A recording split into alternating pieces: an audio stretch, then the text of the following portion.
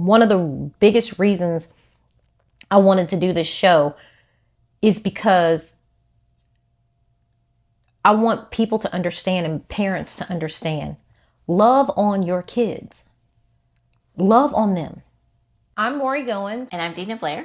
We're single moms living life for the first time, just like our kids. Real talk from the carpool to the crib. A podcast about single motherhood, Black womanhood, and everything in between. And maybe we can make your way in the pickup line a little more bearable.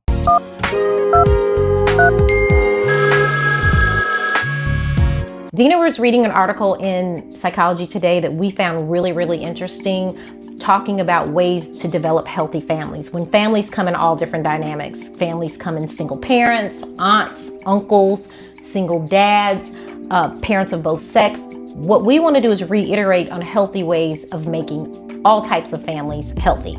Yeah, and give a few tips on how you guys can implement this with your family. Yeah. So number one that they have on the list is individuals are respected. I think that's something that's pretty doable, no matter what your family dynamic is. Right. As long as everyone understands what respect is. Yes. And what that looks like. That's important too with step parents, right? That's important with blended families. Like when your mom marries somebody else, that respect should be extended to the stepfather, or that respect should be extended to the stepmother. So we have to teach our kids that, you know, you may not necessarily like that individual, but you do need to respect that individual that's now become a part of our blended family. So when we say that individuals are to be respected, like what is the article saying? Like, what do they mean? So basically, a family is a team, but also a collection of unique individuals, which I 100% agree with that. Mm-hmm. Each person must be respected and honored for who they are, and not just a part of a whole. Correct. So individual, like them as the person, right? Respecting maybe their choice in music or clothes. I remember I read another article where they were talking about raising teenagers and letting the teenagers play the music they like in the car without judging. Okay, then I'm freezing because when my kids are young, I'm like, you can play that, but can we bleep out the music? Like I remember when Beyonce came out with this one album, and I was like, oh no, right now, don't listen to that, right? I'm now like, that wasn't that bad, right? It wasn't that bad, but I totally get that. As long as it's not cussing and crazy, I'm cool with that. Well, I mean, but that's what they're talking about, is like letting children respect them for who they are. So the last part of it is there must be room for each member to have the opportunity to speak their truth with encouragement and respect. So some kids think they know their truth, but they don't know the truth. And I'm just going to say what I know you're thinking. Right. Okay, right.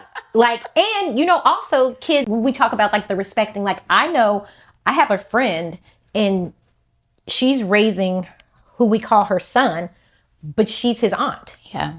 Right. And so he respects her as a mom. Like, right. He has to respect her as his mother, even though she's not his biological mother. She has stepped herself into the role of his mother. So he has to respect her completely. And I think. And vice versa, because that's not necessarily her quote unquote like biological son. Mm-hmm. There are probably going to be things about him that are really unfamiliar to her. Correct. Right? Because she's not necessarily she's not his biological mom, whatever, but still being able to be respectful and having real conversation. Like we talked about that before, is just like respect these differences that he may bring to the table, you know, that she may be like, whoa, why does he say that or think that way? Well, I think for me, in that, which is probably just the way I grew up and the culture in which I grew up, when respect is reciprocated both ways, you know, I'm still a work in progress with my own kids. I'm still learning to respect my own kids' opinions. Like, because, you know, when you're older and you grew up, it was like, do as I say, not as I am, or do what I say. This is my house. We're going to do what I say do, right? And so you were always like, okay, I'm going to do it. But you kept your own opinion in your mind. Mm-hmm. Like, right? Nowadays, kids are going to say their own opinion and say what they want to say. And I would be lying if I said I didn't have an issue with that sometimes. What do you issue with what? I mean, because I think it's like, you know, I respect what you're saying. I don't have to agree with what you're saying. And sometimes with my kids, it's like, you don't even know what you're saying. Like, right? So how am I going to respect something that you don't even have know what you're talking about? Like, you have no idea what you're talking about, right? And I guess I was always raised like, that's my mom. I gotta, I don't really have to agree with what she says. I have to respect what she says. And I really want her to respect what I say. But in her mind, she's thinking, that's just dumb. Like, I don't respect, that's just not even how the life works. That's not even realistic. If that makes sense to you, does that make sense to you? It makes sense, but I also think, I have found myself being like trying to be that mom where it's like, you do what I say and blah, blah, blah. And when it comes out of my mouth, I'm like, what? Like, I feel like my children should still have a voice. Like they should respect me and I respect them. But even my oldest was like, Mom, you should respect like my feelings and respect that I need time to think about it. And she's right. Now, but growing up back in the day, trying to be right. Yeah, but I'm trying to be that mom, right? That mom who's like, you do as I say, and I don't want to hear what you have to say back about it because now you're talking back. It was do as I say, not as I do. Yeah. So it's like, I would be like, don't talk back, right? And it's like, well, what if, and I know a lot of mamas not going to like this, but what if what they're saying, there's some validity to it? Because their feelings do matter. And how do we sift through it? Because to your point, they don't know. Like they don't know. Okay. So why don't we hear where they're coming from so we can actually talk about it? That depends on the tone. True. That they're delivering it to you in. True. That depends on if it's hot heads, because hot heads don't prevail. And I'm not gonna have a young child in my house telling me their opinion or telling me what they think and telling me I need it. Being emotional. Not in that about not it. in that time. I think that if everybody cools off and it becomes a conversation, I can hear you and hear what you're saying. But in the meantime, for me, you're not going to tell me how to run my household. And if you want me, I can understand what you're saying. I can listen to what you're saying. I can take into consideration all of your feelings. But if your feelings are going to lead you down a wrong path, and if your feelings are not going to help you grow into a great individual or a better person, then you're going to be mad at me for saying, yeah, we're not going to go off those feelings today. Well, yeah. I mean, if your child doesn't get mad at you at some point, then you're not being a parent. Yeah, but some of their feelings, some kids' feelings are valid. And I think that you're absolutely right. That should be taken into consideration. I think the tone of the conversation is going to, for me, it would be a huge impact. Me too. And I learn a lot through my kids. I learn a lot about myself through my kids. Mariah and I had just had a conversation the other day, and I misunderstood something that was a fact. And she was telling me, Mom, you don't really need to say that publicly because that's not the real fact, right? And then I knew I had to breathe and go, she's right. Yeah. Right? Yeah. And so when the conversation was over, it was me text her and saying, I love you and we can agree to disagree about that. When kids are in high school and kids are in middle school and the kids are coming back to you with you don't see my emotions and you don't understand and blah, blah, blah, blah, blah, blah, blah, blah. I'm probably not going to listen to that right there. Yeah. I'm probably not, because I'm going to say, you know what, go in your room, count to 10. Let's figure this out, right? Because I'm not going to have a screaming match with my child like that. I'm not going to, and I want to respect your feelings at the right time. But if it's a time when I'm telling you to do something I said do, I'm trying to get something done, and you want to come to me with, you're not listening to my emotions and my feelings. And I'm like, I mean. But that is mutual respect. Like them being able to say, okay, Mom needs a minute, and you being able to say, okay, my child needs a minute. And then once that minute passes, then we can have a real conversation. Yes. So, but I think that's really a good dynamic for the pickup line, because like I'm 0 to 100 and you're counting to 100. Like I'm like, but I've trained myself to count to 100. Yeah, so let's be clear, because I've not always been, I mean, my ex called me, he said I was what do you call me? A snapper. One called me a short fuse, and the other said I'm a ticking time bomb. So I had to train myself to be like, I've never seen that. the ticking time bomb. Right. And I've never seen the short fuse. I mean, I've seen the... It's like, what? Is she still snapping? But it was a choice, but it's a choice. So anyway, I definitely think that we should respect. And I think that works. Yeah. I think that works. I just think that, maybe I was probably raised a little different. Everyone contributes as best as they can. No matter how young or old, people feel better about themselves when they are earning their way as best as they can. That place of personal respect requires each member of the family has a responsibility, tries to enhance the family and each other in whatever way they can contribute. I think that's fair. And I don't think that has to be monetary. I think that's fair in making your bed. Number two is everyone can contribute as best as they can in the family. Yeah. So we do that in our family for sure. Summertime in particular, because I'm still working. The girls are out of school. And if they're not like at camp or whatever. Mm-hmm. So I ask them each to choose a day that they want to make dinner. That's good. That's really good. And that's how they contribute, because that way when I get home, I probably still have to clean the kitchen, but dinner is made. Yeah, but then they're contributing to the household. They are, and they're also contributing to themselves, like showing themselves that they have that skill. Right. And they're learning that life skill. Even when my girls were like younger, I would have them, like, they were excited about washing dishes when they were like 5 years old. So they were like, I want to help. And it's like, yeah. So I would have them do stuff like that, or obviously clean their room. Yeah. Yeah. And then it's good because families learn how to work together as a team. Mm-hmm. Like, right? If you cooked, you clean. If you did this, she can run to the store and pick up this for me. If I forgot something, they can do that. Somebody picks up after the dog. Somebody throws out the trash. I think that is helpful for everybody, because then I think everybody feels appreciated. One of my favorite memories of the girls is during the pandemic, which you don't hear that sentence, like those words together in the pandemic. Yeah, that's so funny. But I was sitting in the kitchen at the kitchen table, and I was working from home. And they were in the kitchen helping each other clean. They cooked and they were like cleaning up together. Like one was handing and I literally took a video and took pictures of them doing it, because that was such a great memory. That's the first time during the pandemic my kids have ever lived together. So they would do stuff like have grilled cheese offs. Like who could make the best grilled cheese, and then they would all make their grilled cheese and do whatever they're doing, and then they would clean up the kitchen, and I would just sit there and taste all the grilled cheese, and it was like it was good. Fun. It was good. Fun. It was really good. Great memories. Number 3, there is hierarchy, but everyone gets a fair vote.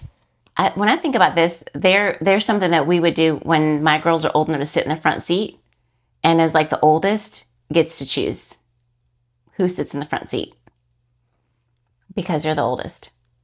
I think I don't really remember that with my kids so much, because everybody was so far apart in age, right? When we talk about hierarchy now, it's like Gracie would say, you let Mariah and Dee do this and I can't do anything.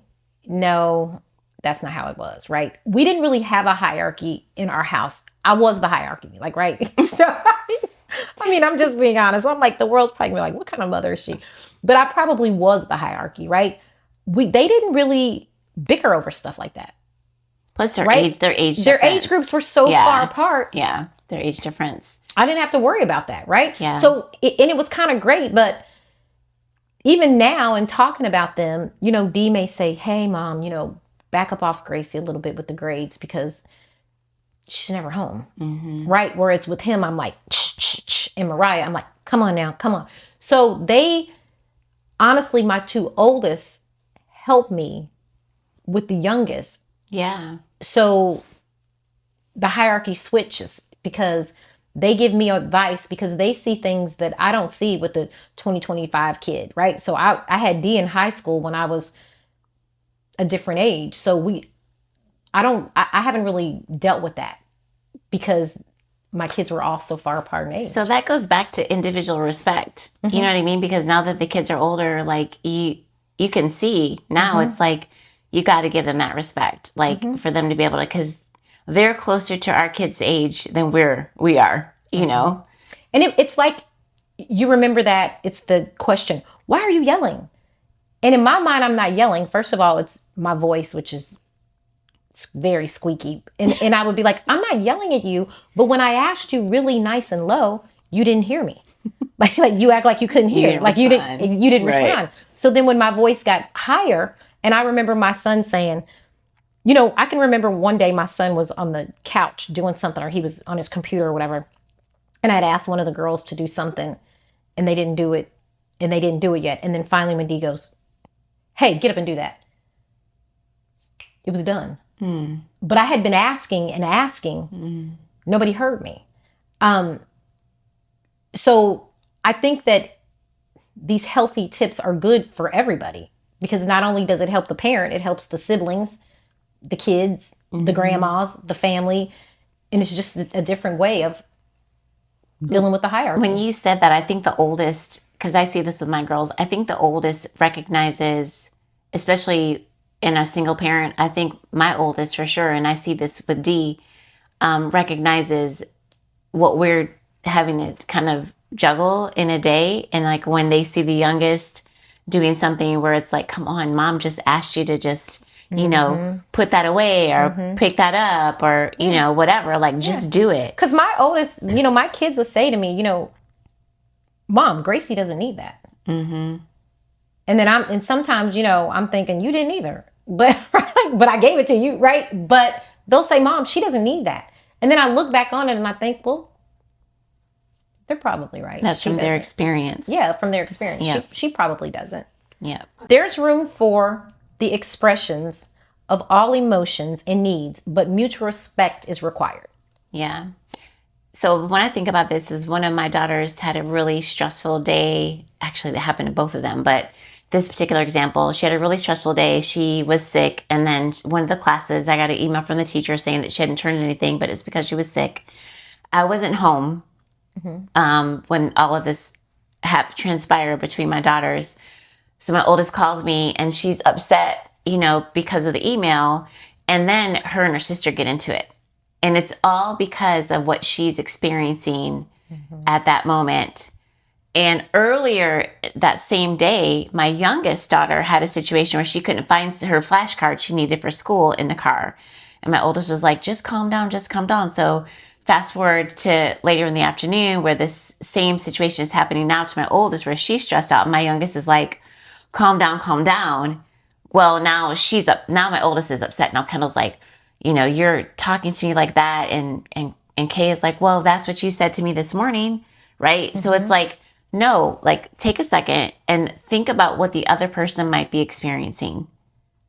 And I think in the middle of that, it's when you're young, it's hard for you to take a step back and say, oh, I'm going to think about what you're experiencing and what you're experiencing. And for me, a lot of times as a single mother, for me, when I would come, like their dad could have done something to me that day, and then I'm picking up the kids from school. It's not the kids' fault.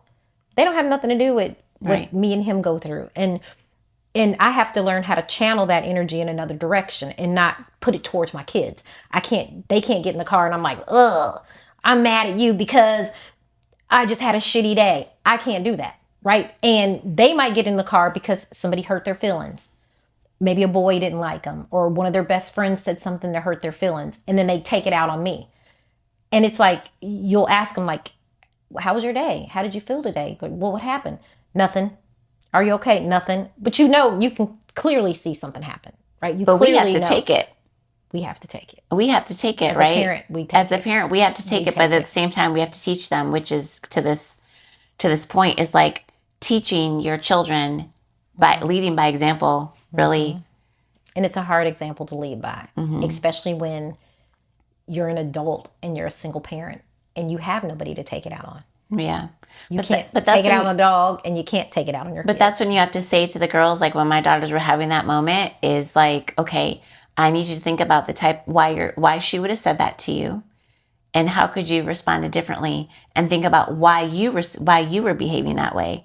Because as an adult, you have to recognize, I'm getting in the car, I'm picking my kids up, I'm angry, I'm upset because this conversation I just had with my ex, but my kids have nothing to do with that. Correct. So when you show up, you got to show up in a way that's, beneficial. And I probably would have already talked to you about it before I got there, right? We would have already discussed that on the pickup line before I got there, right? We would have talked about that. It would have been fine. And then the kids would be fussing. A lot of times when my kids would go through that, I would have them separate. Because Gracie is like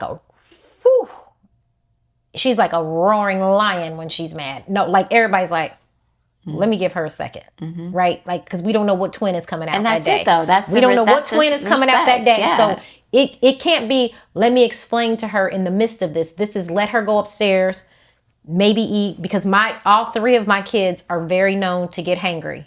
When they're hangry, they all have an attitude. And it's like, I'm like, okay, let me feed these people at some point in time and get over it. So I think that in that one, that's very healthy, but that has to be like a count to 10. Give everybody some space. So she knows that about herself, though. Then come back and talk. She knows that about herself, and you guys know that about her. So you give her the room to respect, and that's anybody to express yourself in a respectful way to you guys. After she goes to her room and she's like, okay. And I think that's a good thing to do with not just family, just your family dynamic. That's good to do in your friendships, your marriages, your work relationships.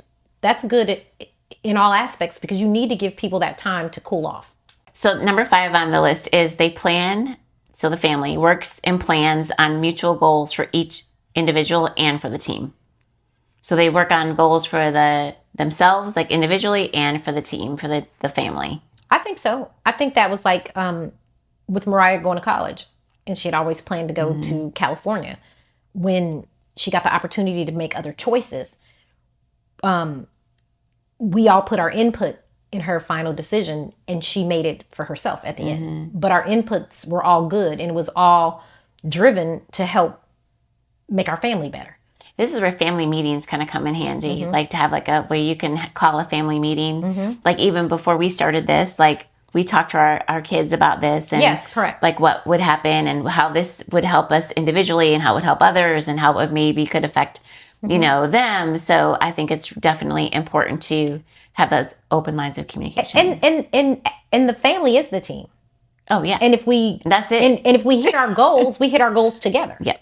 Right? You do yours, I do mine. If she's winning, I'm winning. That's the best way to put it. If she's winning, I'm winning. I think the goals are important. Like for me, my goal for all the kids was to go to college. My goal was for them to, like, since we're talking about, is for them to all go to college and for them to all be able to select what they wanted to be and who they wanted to be as people. So for me, one of my biggest goals were, if I could get everybody to school, to college, we all winning. And that was like my biggest goal for my family. And it became their goal too. Yes. Right? Yes. And yeah. I would say like a goal I had for my family was one of the main things is just everybody being close, like having that open communication, being able to talk to each other. I just felt like that was something that I really wanted, that cohesiveness with my girls. When the kids are so far apart in age, I had this conversation with Dee, Mariah, and Gracie. That's not an option for us because it was always, and nobody ever wants to talk about this. It was always, if something happens to me, I want you and Dee and Mariah to stay close. That's right. Even if you get in an argument and y'all agree to disagree, everybody has to stay tight-knit. Because one day, and this is going to be true, and they probably don't want to hear, I'm not going to be here. But they got to make sure each other are safe. They got to make sure, because they were so far apart in ages, that used to worry me that they wouldn't be, that they would lose track of each other. And just today, on Sunday, Gracie texted, I love and miss you guys. That means the world to me. Yeah. So that's a great goal to have for your kids. That's a great goal to have for any family. So for me, it was really important for them to participate in each other's games. Like you have some people's families where it's like, oh, I'm not going to his game. Oh, I'm not going to her game. I wanted all my kids to go to each other's games. I wanted us to go to Dee's games. I wanted us to go to Mariah's games. When it's graduations, I want us all to be there. I think it's so important for them to support each other and support each other educationally, financially, emotionally, because I know there's things that I might tell them and they're thinking I'm exaggerating. Like Gracie's face swelled up. And then I said it on the little group chat. I'm like, hey, you guys, let's like reach out to Gracie because she had an allergic reaction and her face swelled up. I was like, they probably thought that I was exaggerating and saying she looked like Hitched. And they were like, yeah, okay, Mom, her face swelled up, right? But what I loved is they each reached out to Gracie independently to check on her, just to make sure she was good. So I think with technology being the way it is now, FaceTiming.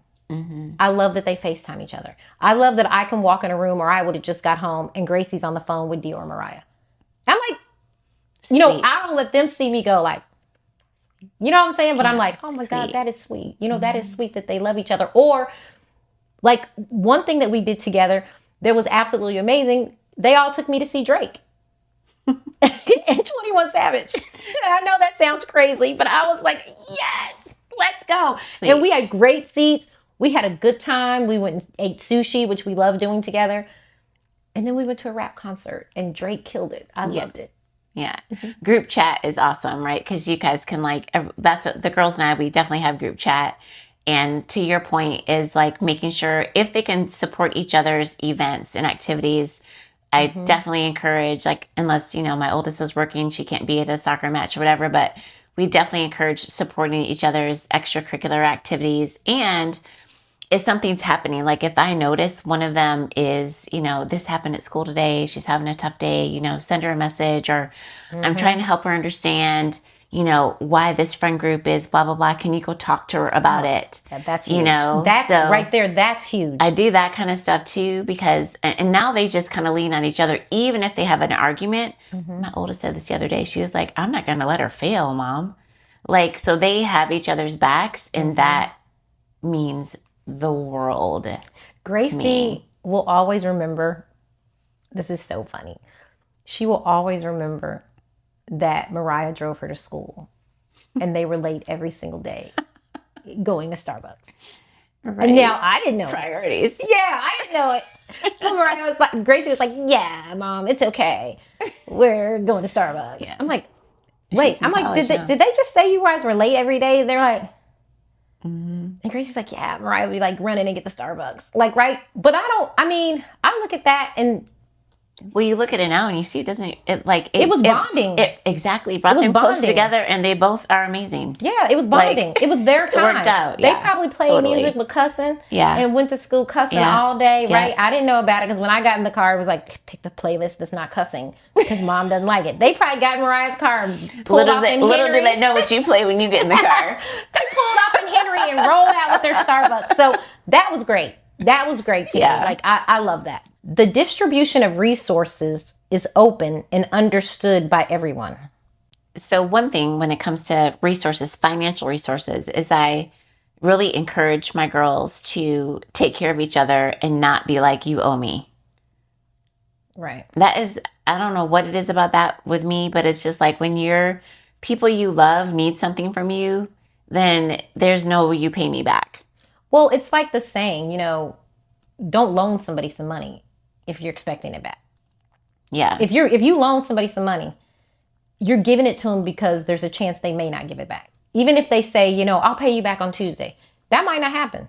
Yeah, but also realizing like I love you and I'm going to take care of you. If you need something, I got you. Like, don't worry about, paying me back. Yeah, so and I don't, and I think that's really good because I don't think my kids do that. Like, my kids give each other money all the time. Or like me or whoever. It's like, Gracie needs this, okay, here. And then somebody will Apple Pay it. Like, it'll be there. Thank God they have the resources to do that, right? Thank God they have that. So that's, I think in this, it's like money is important, but for my kids, because each of them played sports. So they didn't have after school jobs until Mariah got a little older. And then she started working at 2 jobs. She started working 2 jobs because she wanted to have more money and more independence. But it was really hard for Gracie and kind of even really harder for Dee to have that after school job because their level of play at sports was crazy. Like, people that work with Gracie, they might have been able to work one day. Right. They may have been able to work. I don't know where that came in. And I used to say, if you get good grades for me with her type of schedule, that is your work. Yeah. Right? That is your work, other than probably keeping your room clean, which never happened, or stuff like that. Ditto. Mariah was my little, I'm going to work 2 jobs. I'm going to work 10 jobs. I'm going to work this job. I'm going to work that job, because I'm going to be Little Miss Independent Mariah. That she's always been like that. Gracie's was just thrown into a team where it was like, literally, she would have 30 minutes at home before she had to change her clothes and be back in the gym, probably not home again until 9 o'clock that night. That was a lot for a high school kid. So she couldn't earn her own money, but now we've nicknamed her G Money, because believe me, she's keeping her money. Right? Wherever it comes from, she gonna keep it. That's how I am with my girls, is I want them to keep their money. I don't necessarily, so they both worked over the summer. My oldest has a job. She's had a job for a couple of years, but I prefer that they just like save their money, put it in a high interest, account or something like that. And the things that they need, I would like to be the one to get that for them. Right. But at the same time, I want them to learn how to manage your money. You you have to respect money. And the interesting thing is like when it's time for them to spend their money on something that, we're at Nordstrom's. I probably shouldn't have said that place, but anyway. And Kay's like, oh, I really want this perfume. Okay, well, you have money. You can get it. Never mind.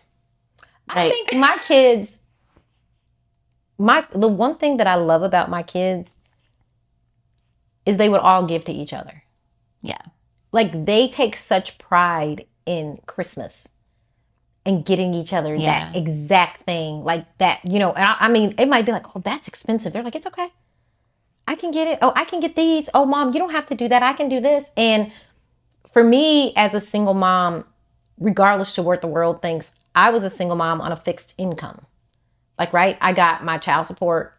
Their dad did over and above the child support, right? Because, I mean, of how we live or whatever. But my income was that of what that child support was. With my kids, because they seen how I was, they would do anything for one another. They would do anything for one another. Like, if Gracie really needed to pay for something with school, Mariah, now that she's older and she can afford it, she would get it. If Dee really wanted to get Mariah some shoes Dee would just send her the shoes that she wants. And I think that they're so generous at heart with each other. It's amazing. Yeah. I don't think the word "oh" would ever come out of their mouths. Just like I don't think it would ever come out of your kids' mouths. Just because of the way you raised them. Okay, so the focus is on learning rather than punishment or embarrassment. Yeah, this is for sure. I think that everything is a learning lesson. So the girls, their dad will say, you either win or you learn. That's great. And I think that's definitely the way that we, take on anything that comes our way. It's a lesson. I'm not great at disciplining or punishing my children. I'm not good at it at all. I'll be like, listen, I don't want to have to punish you. Like, I don't want to have to take your iPad away. But if you keep doing this, I'm going to have to take your iPad away. Like, don't make me do it. Right. Like, I don't want to have to do that. And then if they continue, obviously I do take it away. But, I think everything is a learning lesson. I think like he says, like their dad says, you either win or you lose. And I mean, you win or you learn, not you win or you lose. And for either win or you learn. I agree with that. I go back to episode 1. The best lesson is a bought lesson, right? You got you learn by trial and error. Like, some things I can't save you from. Like, some things I just can't save you from. Yeah. So I think that it's back to D when he was little. Every time he would do something that was not cool, he would fall, or he would trip, or something would happen, or he'd spill something. And he was like, and I'm like, see? So I just, I think that, the best lesson is a bought lesson. And as a parent, like, put your kids out there and let their light shine. Like, my daughter, who's an athlete, the youngest, she plays soccer. And I'm like, get out there and do your best and make mistakes, because that is how you become better. And that applies to, I think, every area of life. Get out there, make the mistakes. I mean, I don't think we were meant to be perfect. No, perfect right? is I don't boring. think parents are meant to be perfect. Perfect is boring. Yeah. I think, with kids nowadays, punishment has a different phase in my house each time, because you could take away somebody's phone and they're going to talk to their friend on their iPad. So if you're going to take somebody's device away, you got to take all the devices. You got to shut the Wi-Fi down. You got to turn the Wi-Fi off. You can't just be like, let me have your phone. Okay. You can have it. And then they're texting on their tablet, or they're texting on their computer. I think that for me, each phase of my children's lives was a different punishment. Like I've had I've had them write, I've had them stand, I've taken the phone away. It's go upstairs to your room, think about what you're doing. There's different ways to punish kids. When I was little, there was the spanking. Mm-hmm. Right? We got spankings. But how do you make it a learning lesson? Like the way I would make it a learning lesson for the girls is like talking it all the way through. Like if they make actually, this might be a better example, is like they like to stay up late, right? You have school and I'm going to go to bed because I get up early. So I'm trusting you to go to bed at the time you need to go to bed and make sure all of your schoolwork is done. And so the learning lesson is that if that doesn't happen on the weekend, you're catching up on all of your work. That's a learning lesson in that. So that's without me even having to say, because this is so irritating. In fact, I'm asleep. I hear somebody still up on their computer or whatever, and I got to get up and open the door and be like, you're supposed to have been off at 9:30 or whatever, pick a time. And they're still on it. And it's rather than that, it's like, and I think they should be off. I think a learned lesson is the next day, they just feel tired. They're drained. They can't stay up. They got to go to practice. Right. They're grumpy. They're irritated because they didn't get the rest that they needed. I think also too, like the learned lesson is with my kids and they're having sports. It's a Friday, you need to go to sleep. As soon as we leave school, we're getting on a plane, we're traveling, and then somebody forgot their shoe. Like we get to a tournament and Mariah had one shoe. And she's like, oh my God, I don't have a shoe. She got to wear the coach's shoe because she didn't take time enough to pack that volleyball bag and remember her 2 shoes. Yeah. So her lesson was you either find a shoe or you don't play. Right. And that's happened with Gracie a lot. There was an article where a man said we do too much for our kids now, but our kids have to learn that at some point they're going to have to start doing for themselves. And they just have to learn from the repercussions of, I forgot my lunch. You don't eat. I forgot my jacket. Then you're going to be a little cold. But it's the mom that says, oh, I forgot my lunch. Okay, let me go run and get her lunch. Yeah. Well, and for some of us, that's not even an option. Like I was driving to school the other day and one of my kids forgot something. It's like, well, you just forgot it. So I don't need to punish her or embarrass her because now she has to figure it out. Prime example, we can't forget to put gas in the car. No. Because if we do, we're not going nowhere. Right? So you've got to teach them little things like that. I forgot my homework. And the teacher's like... And when something like that happens, I say, so what can you do? What's the solution? Call my mom and ask her to bring it. That's not it. So affection, caring, support, and encouragement are prevalent. This is something that we find in healthy families. We're definitely affectionate. Kind of going back to what we talked about before is like, I know which one of my girls is more of a touchy-feely and which more is like, good job. So really understanding what affection, caring, and support and encouragement look like for that child. So being able to deliver that in a way that it lands for them. So one is always like, Mom, will you rub my back? And so I'll rub my back. The other one is like, I just want to talk to you about something, and so just being able to listen and rub her back while I'm responding to an email. It's like always multitasking. But I think being able to recognize what your child's like we talked about, needs are. Yeah, what makes them feel cared, what makes them feel loved, what makes what represents affection to them, and doing that. I think when my kids come in the room, I always hug them. You know, I'm always happy to see them. I'm always sending little texts. You know, I love you, or happy Sunday, or just I'm the proof of life mom. Like, right? Because when kids get older, everybody gets their own lives. Like, my son's married now, and everybody has their own life. Mariah has a relationship. Gracie's like got her friends that she's traveling. She's being in college. She told me before she left, I want to be more independent. And you can be independent and you can be all those things, but you can still be my baby at whatever age you are.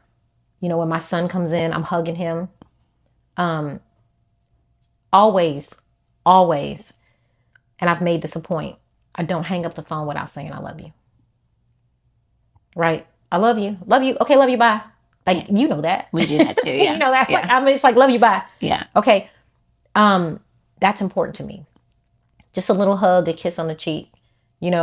Gracie went through this. I don't want to be touched. It's okay. But I'm going to give you a kiss on the cheek. Just to let you know I'm there. It might be something little, like maybe leave you a little note or do something little that I can do for you, because I think that it's important to play both roles. Like, I always bought my daughters flowers. I would always go get fresh flowers for the house. And sometimes they look up in their room and they just have flowers in their room, because I don't want them to think that they can only get flowers from a man. Like, I'm going to give you the flowers. I'll always give you your flowers. Like, little things with my son. I would send my son jewelry. Or I, send my son sunflower seeds when he was in college. Those things are things that kids look forward to, right? Those are things that they're going to teach their kids. Okay, let me hang up. I love you. Bye. Yeah. And it might be really quick, but it's just endearment. It's terms of endearment. I would write notes in their lunch boxes when they were younger. When they were in elementary school, I would put little notes, and when I still made their lunches, I would find like a little notepad, and every day I would write a note, and I would remind them they are bright, beautiful, and brilliant, and have an amazing day. It's sweet. And I would put it in their lunchbox. And I know, I laugh because I know my kids think my texts are cheesy. Like, when Mariah and I were having a conversation the other day, and I'm like, hey, I love you. We can agree to disagree. Or when it's Gracie, it's like, hey, baby, you deserve the best. Or, I'm texting D and I'm like, hey, I know you're busy. I know you're running. I know you have a life. I just need proof of life. Check in. Yeah. Let me know you're here. Let me know what's happening. I think that's important, in that I think just as much as it makes us feel good, it makes them feel better. In this day and age, I feel like in this day and age, children, middle schoolers, elementary, middle school, high school, for sure, I feel like they need an extra layer of encouragement to let them know that they are enough. And I can't express this anymore. One of the biggest reasons I wanted to do this show is because I want people to understand, and parents to understand, love on your kids. Love on them. Love on them. And you have to understand, some parents didn't have their parents love on them, so they don't really know how. Like, some parents aren't good with coping skills. Like, some parents, like, they just don't know. They've never had anybody say, you know what, I just came home, my house is in shambles, shit is everywhere, everything's out of control. I'm loving them, but who's loving me? It's reciprocated. Once you teach them how to love you, you see, a little toddler, when you're having a bad day, your toddler will walk up to you and run up on your leg and be like, you okay, mommy? Right? Because kids feel you and you feel them. And I think that it's important for us to understand that it takes a village. It takes a village. Like, if your kids are having a bad day, it's okay for them to call Miss Mauri. If Mariah's having a bad day, it's okay for her to reach out to Miss Dina or Miss Mary or whoever. So I think that surrounding them with love and encouragement and fulfilling their souls with affection is very, very good for them. Agree. Thank you for tuning into this episode of The Pickup Line. Subscribe to our YouTube channel to watch us. And listen to us on Apple, Spotify, or wherever you get your podcasts.